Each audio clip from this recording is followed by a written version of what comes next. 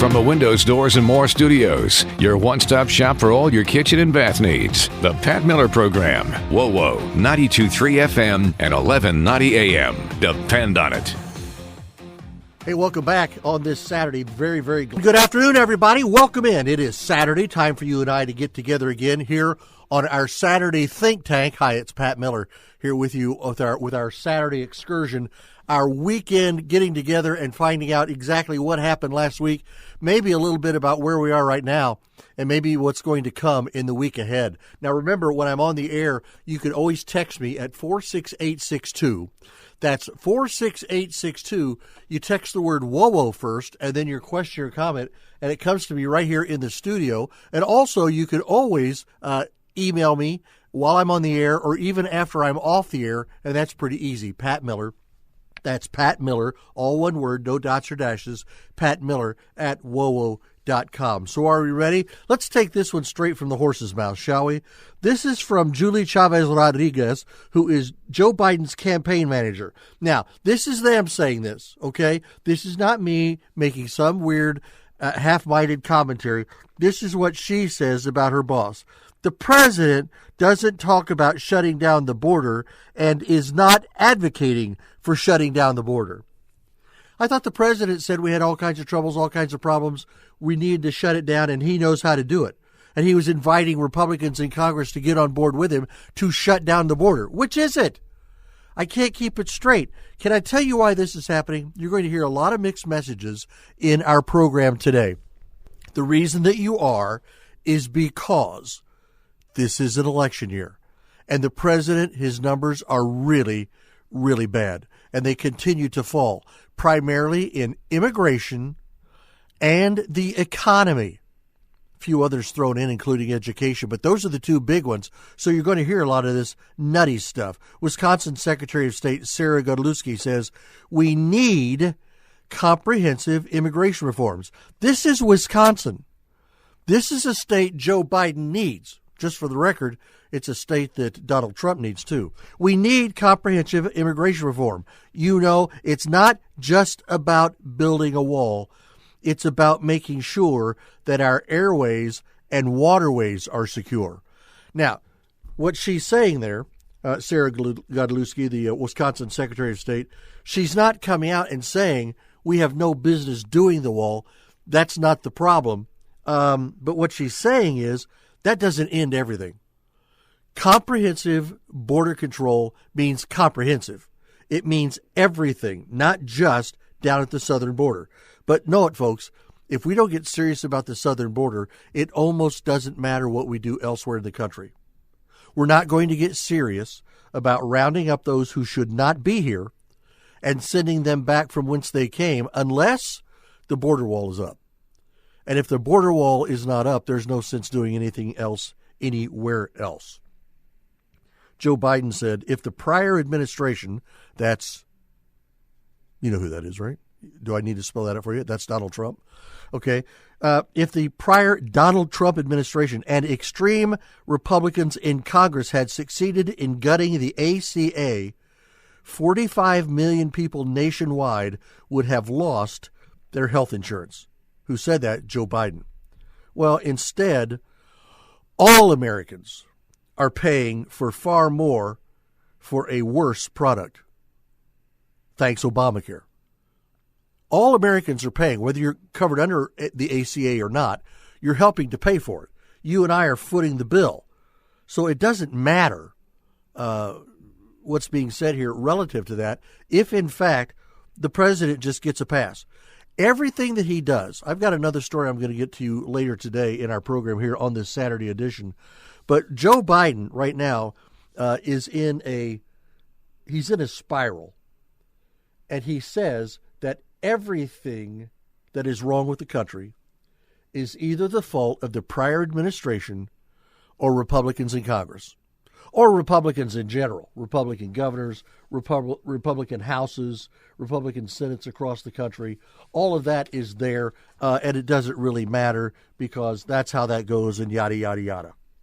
So what is the real story here with the border? What is it that's really happening? I want to tell you more about that. We're going to take a quick break, and when we come back, I'll get into that. This will be a slightly longer session, so I want to make sure we've reserved enough time.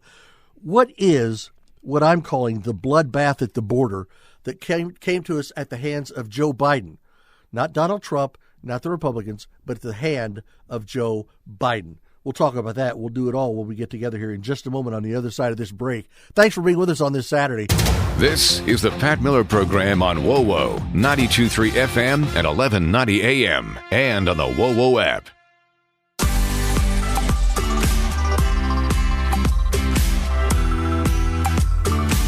And welcome back here on the Pat Miller Program. Very glad that you guys are all with us today. Remember, we're here until 3, noon to 3, every Saturday on the Pat Miller Program. Your weekend edition, your Saturday think tank. Caleb Blakesley comes up with us after the bottom of the hour in our third segment today from Fort Wayne's Morning News, heard every day from 5 until 9 in the morning. When you get up in the morning, make sure you have your alarm clock or as I do, your earbuds, your alarm set for Fort Wayne's Morning News. That way you can get up and find out first, fast, and free. Are there traffic problems? Is there a better way to go to work today? Are kids delayed? Is school on full bore? What's going on in the world? You find it out first, fast, and free with Caleb Blakesley and Fort Wayne's Morning News. You know, talk about being a little delusional. I was giving you some quotes by the president. Now, follow this, because they're going to tell you that the president is not lagging, that the president is leading. This from the lips of First Lady Joe Biden. No, he's not losing in all the battleground states. He's coming up. It's obvious that Joe will win this election. Okay, wait a minute. He's coming up? I thought you said that he was already leading. How many times are we going to allow these people to keep talking out of both sides of their mouth before somebody holds them accountable? Because it's getting a little old. And it's getting just a little frightening, to be quite honest with you. But still, that's what we do, and that's what we allow them to do. We were talking about the border in the last segment, and before I go to Kayla at the bottom of the hour, I want to make sure I get through some more thoughts here. A lot of this I gleaned from our friends at our number one Patriot Post, which is one of the places that looks out a lot for what's going on around the country. With border crisis, Joe Biden's border crisis is a full-blown invasion. I can't look at any of the numbers that I'm seeing from a lot of sources, also from FAIR, the Federation for American Immigration Reform. I can't see anything that doesn't tell me it is a full-blown crisis. Since Biden opened the border, more than 2 million illegal immigrants have flooded our country, including 7.4 million illegal immigrants encountered by CBP, Customs and Border Protection, and another 1.8 million known gotaways that have escaped Customs and Border Protection. Now, Biden broke the all-time record for illegal immigrants encountered at the southern border 3 years in a row, with last year seeing a staggering 2.5 million encounters. 2.5 million. Border officials admit the official number of gotaways vastly undercounts the illegal immigrants who make it into the U.S. They're vastly undercounted. That means if they tell you 2.5 million, it's much higher than that. So the flood of illegal immigrants enabled by Biden is siphoning dollars and services from citizens like you and me, while state and local budgets grow increasingly strained, and yes, even to a degree, here in Indiana as well. Biden is now pushing to use Medicaid funding for sanctuary cities and states struggling to house and care for illegal immigrants that have arrived from the southern border. What's my main problem with that? Well, you've got a lot of people. Now, I'm on Medicare, okay? I'm going to be 70 in June. I'm on Medicare, but I'm not on Medicaid. I haven't needed the added help from the federal government in the seeing of everything that goes on with me relative to Medicare, Medicaid. But a lot of people do need Medicaid assistance. And guess what? Those that need it are American citizens. They've lived here. They've worked here. They've paid in for it. They've done all that. And now they find themselves on hard times and they need some help. What's going to happen when the people in Indiana, when our government reaches into the Indiana coffers and they find that our Medicaid barrel is very, very diminished, practically empty. And why is that? Because it's being siphoned off. I mean, Massachusetts right now is requesting $2 billion in federal reimbursements to have Medicaid cover the cost of migrant housing. Not housing for Americans who've worked and been out of work for so long, or they're having trouble because of disabilities that they've received, but people who just came across our border and now they need housing. Massachusetts needs $2 billion right now. The Biden administration has also given millions in taxpayer dollars to left-wing groups that facilitate mass illegal migration and provide legal services to fight deportation orders. We are paying other groups not to just help these people come in here, but now we're also going to pay them a lot of money so that we can give them legal services and they can help fight deportation orders. So on one hand, our federal government gives deportation orders to somebody that our federal government is saying doesn't really belong here, but because they're still here, the Biden administration wants to help facilitate all of the costs of fighting deportation. Talk about the left hand not knowing what the right hand's doing. I mean, that is insane. One federal contractor alone has received over $1.1 billion since January of 2021 to transport migrant families and unaccompanied children in government custody. 2 left-wing nonprofits have been given at least $391 million by the Biden administration to provide illegal immigrants legal services to fight deportation. This is just absolutely insane. Well, when we give them their ticket to get out of here, they'll get out of here. Is that right? Why would they? We're going to pay billions and billions of dollars to fight illegal immigration. And who's paying for all that? You and me. American taxpayer dollars are being used by this administration to fund welfare programs, not for immigrants, but for illegal immigrants. Biden unilaterally paroled over 1 million illegal immigrants in an unprecedented way. Under welfare law, illegal immigrants given parole became qualified aliens, quote, eligible for various welfare programs on a sliding scale, with all of them becoming eligible within 5 years. Numerous state exceptions also exist that allow additional illegal immigrants to be eligible for welfare. The CIS, the Center for Immigration Studies, I realize I'm throwing a lot of names and a lot of numbers. These are things you're not going to hear on the nightly news. The CIS calculated that welfare for 1 million illegal immigrants will cost American taxpayers an additional $3 billion per year. And how many millions do we have in here right now? We're not sure. Right now they admit to 7 million, and I'm telling you that the actual number is double that. The president also approved requests from Washington State and Colorado State to give illegal immigrants taxpayer-subsidized health insurance, citing health equity. Anytime you see the word equity and not equality, whether we're talking about grades or school allowance or job allowance or preferential treatment on this reason or that reason, but whenever you see equity, so now we're going to give illegal immigrants taxpayer-subsidized health insurance, citing health equity. Health equity. They need just as much health insurance as you and I need. So let's just give it to them. Colorado alone is going to get $1.6 billion in pass-through funding from the federal government over 5 years to facilitate their program there at their state level, their healthcare exchanges intended for illegal immigrants. So in Colorado, not only are they helping illegal immigrants, but they are starting and they're actually funding a pass-through for illegal immigrants so that they can get in there and they can do whatever it is they need to do for them so they can have health care. Biden opened Medicaid and Obamacare to at least 500,000 more illegal immigrants in April of last year. New York City Democrats are now handing out prepaid debit cards to illegal immigrants costing city taxpayers $53 million. Those debit cards are not for health care, even if they say they are. It's not limited on those cards anywhere as to exactly where they're to go, where it's to be spent, or on what it's to be spent.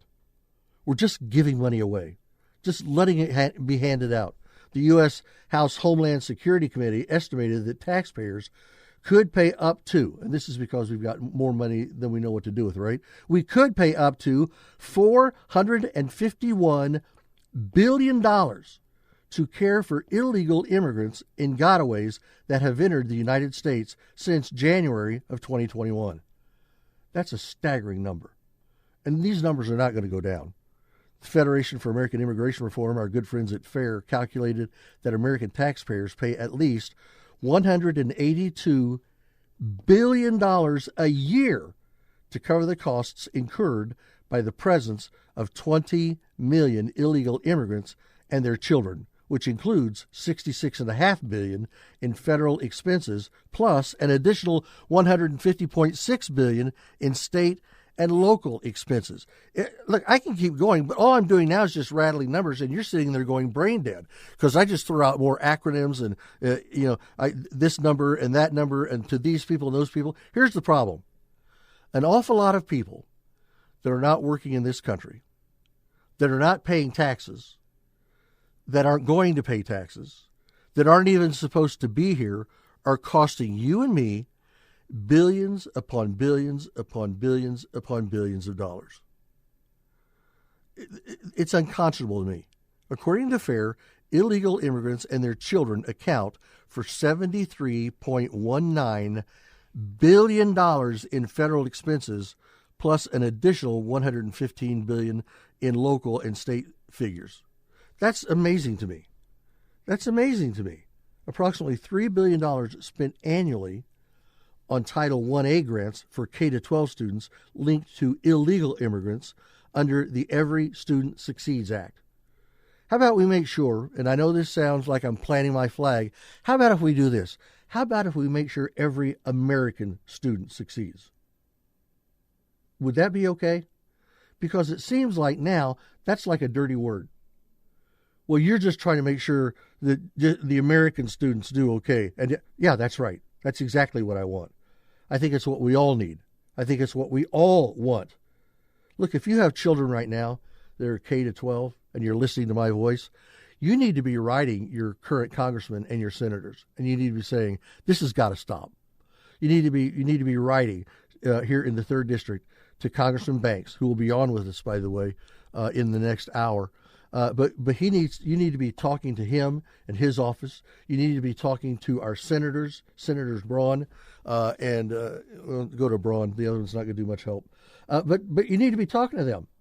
What are we doing about this? There's an awful lot of money being bled off for health care and now for education costs and birthing costs for illegal immigrants and illegal mothers.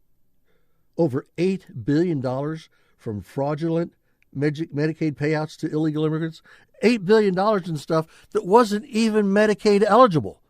But somebody's helping them fake their claims so they can get them paid anyway. Folks, this has got to come to an end. Absolutely come to an end.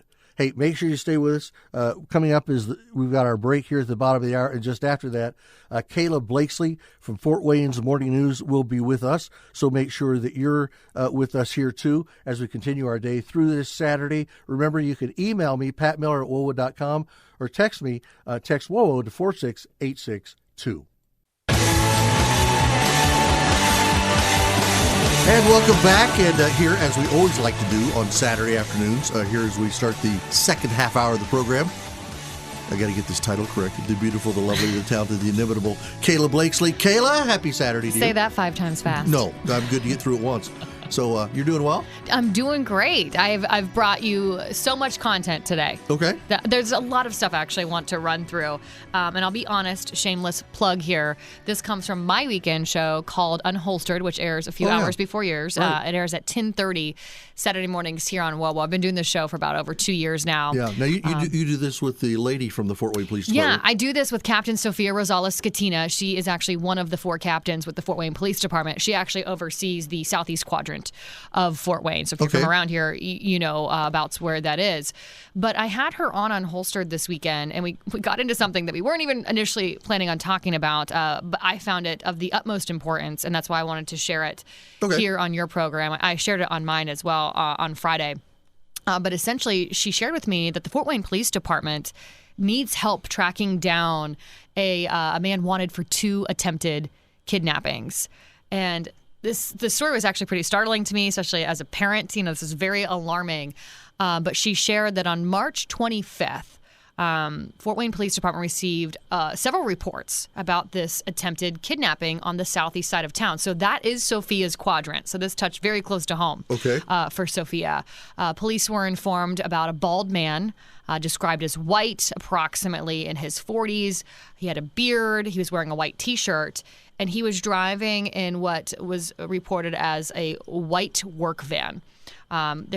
It sounded like some plastic on the windows. They weren't sure. They were just kind of getting reports from all over the place. Okay. And he attempted to kidnap a young girl right around 4 p.m. in the afternoon, again on March 25th. Take a listen. This is some audio from Sophia. Take a listen to what unfolded during that first attempted kidnapping. He had pulled up after this young female had gotten off the school bus, and he tried to grab her. He opened up the side door, tried to grab her. He actually got a hold of her arm. She started screaming, and then other people that were around actually started screaming too and telling, "What are you doing?" and kind of just really aware of what was going on. God. And it spooked him. He let go of her arm, closed the door, and took off. It's a little brazen. It is very brazen. And take note, I said 2 attempted kidnappings. So here's the deal. About 30 minutes later from this first reported attempted kidnapping of this young girl, right? Fort Wayne Police Department receives another phone call. And in fact, they started to receive multiple reports about the same kind of man, described completely the same, you know, white, bald, beard, mid-40s. White van. They did learn a lot more about this van, which I'll tell you about it here in a minute. But essentially the same thing happened. This man actually tried to grab a young boy. Take a listen. Same thing happened. He pulled up. There was a sibling group walking a dog, and he'd pulled up and he made contact with the younger male, and he tried to lure him to the car. And the young man started going that way until his sister yelled out for him. And according to the sister, he was in about an arm's length away from the man before she screamed at him to stop. And she started screaming. And the guy closed the door and took off. Once again, thank goodness. Yeah, you know, when you hear stories like this, you know, when she says, you know, she was screaming and he was within about an arm's length. So many stories like this that you hear all across the country. In a split second, a life is lost because this kid is pulled into the system, or he's being sold on whatever. Or praise the Lord, in a split second, a life is saved. Yeah, exactly. 2 lives saved, really. That's exactly right. But the police still don't know who they're dealing with. So here's the deal. Yeah, so we had these 2 separate occasions. This man was spooked off, you know, within about 30 minutes of these instances happening, both in the southeast quadrant of Fort Wayne. But yes, now police are still looking for this guy. They've got a lot of officers on this. Right now they have 2 detectives currently on this trying to actively find this guy. But this really is where listeners come in, Pat, and this is why I just thought it was so important to share, because the FWPD is asking that if you have any tips about this, to call 436-STOP, which is 436-7867. 436-7867. It's a completely anonymous tip line.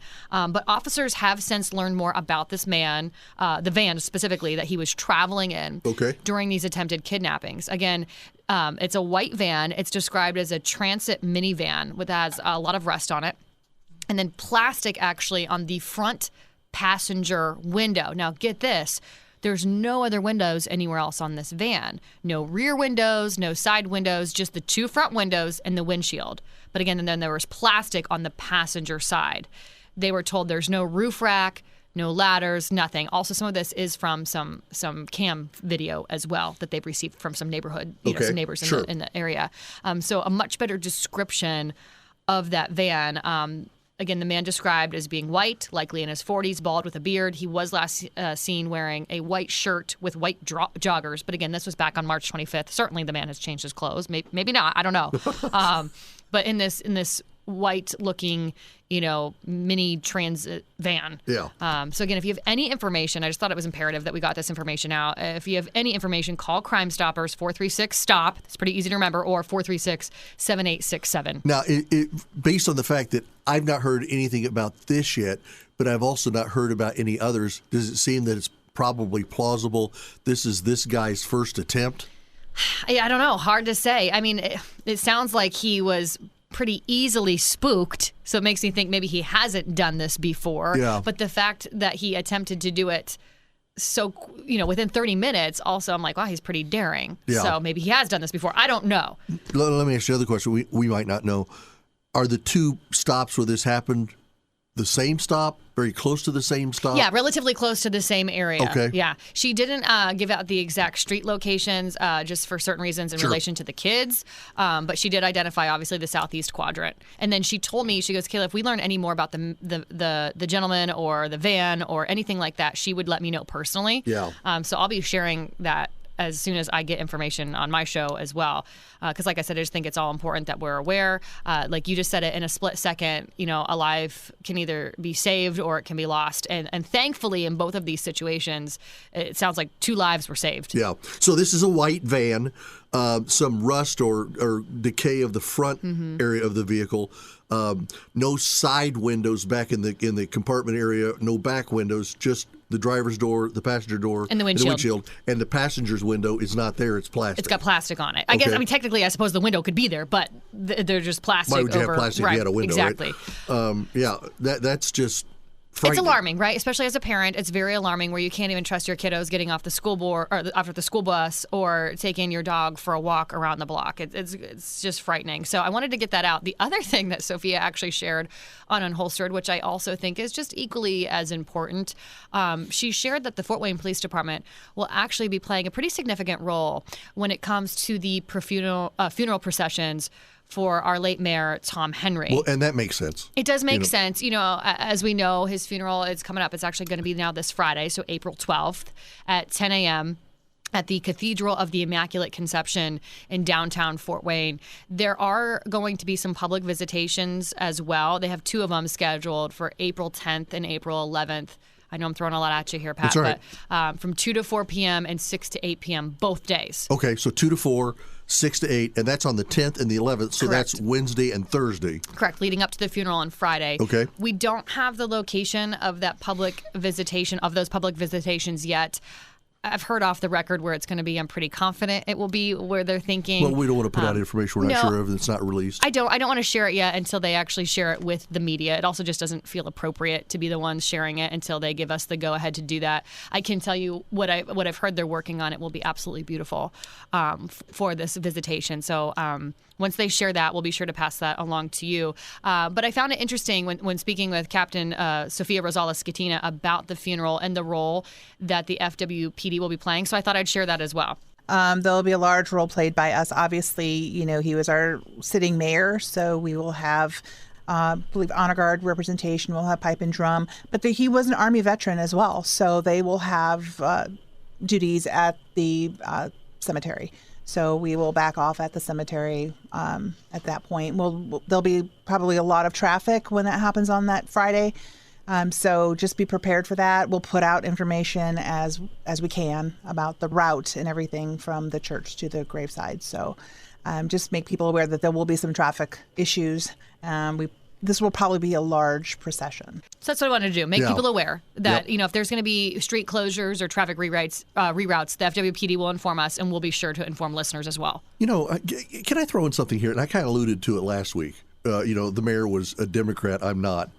But there's some civility that has to happen between all of us. This Wednesday, this week, I was at a Republican dinner down in Adams County, and one of the people came up to me down there and just profusely thanked me for being so open and embracing of the mayor's family when they're Democrats and I'm a Republican, all that. And she goes, I don't know that even most of the people in this room would have been like that.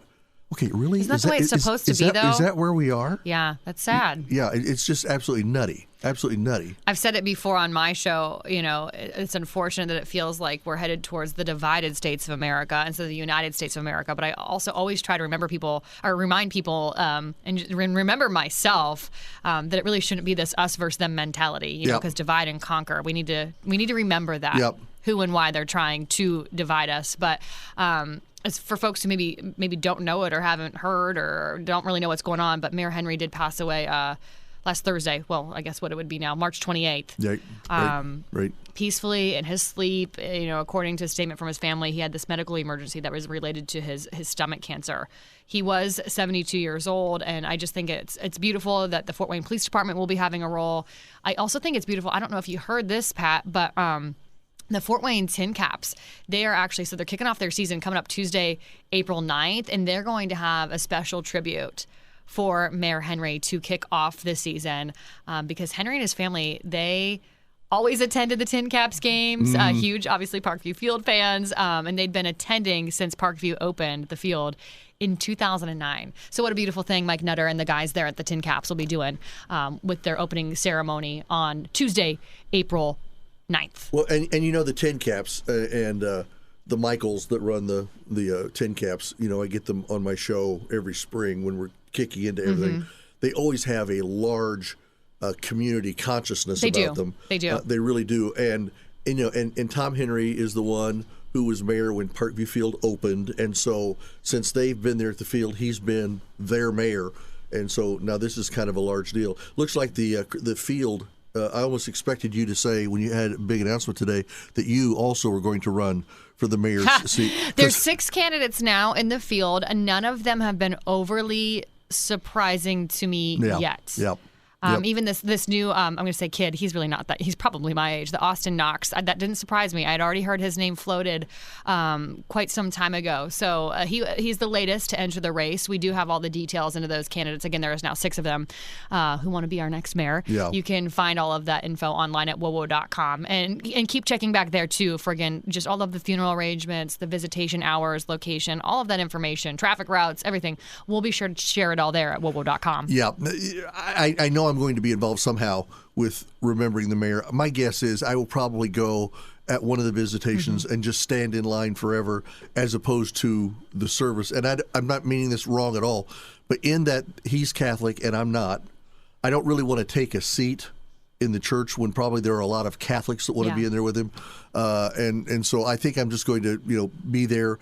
Some of the members of the Henry family I want to see, Adam, who was a Snyder kid, who is the one who gave the oath of office to Vandermeer downtown the other day. Oh, that's right. Yeah, he was a member. Yeah. He was the member of the Mighty Snyder Panther Marching Band. But also Jessica, who is probably the Henry that I'm closest to. So, I'll have more of a chance to talk with them during the visitation as opposed to the others. So that's probably how I'm going to do that. Well, again, if people need more information or want information, if they want to attend as well, like yourself, Pat, just go to wowo.com. All right, very good. Thank you very much, my dear. This is the Pat Miller Program on WOWO 92.3 FM and 1190 AM and at WOWO.com. And welcome back again. Our thanks to Caleb Blakesley for making time for us here on this Saturday. And remember, you can always catch her every weekday morning from 5 to 9 right here on WOWO 92.3 FM, 1190 AM. So before I talked to Kayla, I was talking about the president and some of their false claims. We really don't have a border crisis. Okay, maybe we do have a border crisis, but it's not our fault. Okay, so where's the truth in this?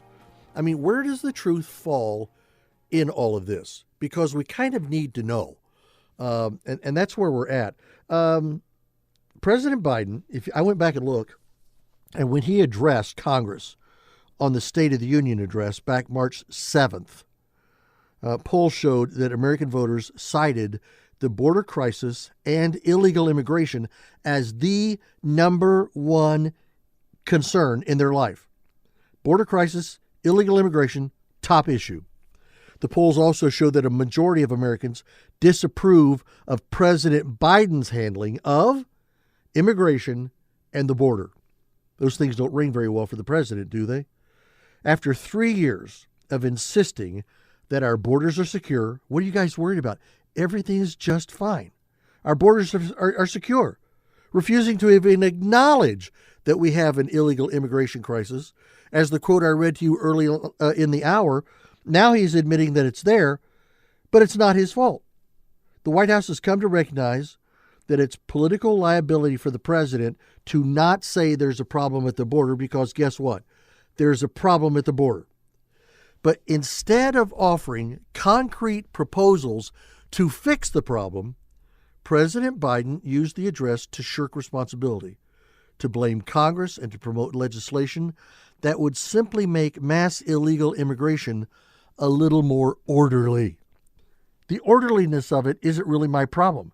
It's the fact that it continues to happen. Look, if you say, well, they're just coming across the border everywhere. Okay, if you take the illegals, but you still let them pass in unaccounted for, but they're going to do it single file, just because it's more orderly now doesn't mean it's fine. If they're still getting in, if they're still not accountable, if we're still ready to hand them all kinds of tax-funded dollars to fly them around, move them around the country, take care of their housing, take care of their health care, and take care of their education of their children, we're in the mess that we've always been in. We're not fixing anything. Look, I have to go to the doctor on occasion, as do you. And if you're not in that condition yet, thank God for that and God bless you. But if you go to your doctor and he says, well, I'm not even really sure that problem with your kidney is really a problem.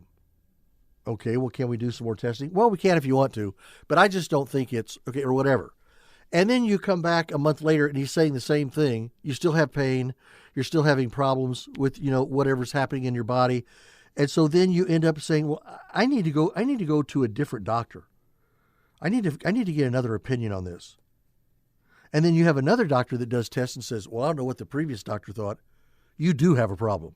And if you don't get on top of it, this gets very, very serious very, very quickly. Well, then you have a problem.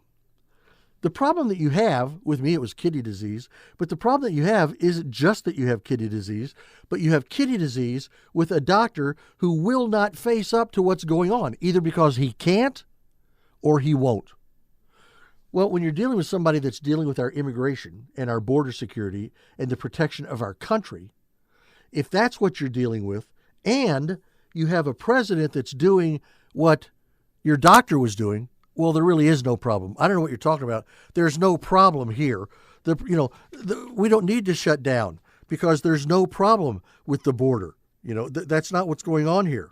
And then you got the first lady running around saying, well, the president's not really trailing in the important states or the battleground states.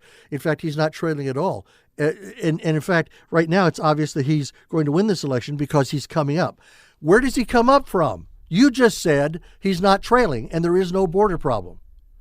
I could understand you guys better if you would A, speak audible English, and B, you'd speak it all out of one side of your mouth instead of whatever it is that you're doing. Hey, we got the news coming up at the top of the hour. I'll catch you just the other side. Text me if you'd like, 46862, 46862. Text the word WOWO, then your question or comment, and it comes right here. See you just after the top of the hour, right here on WOWO.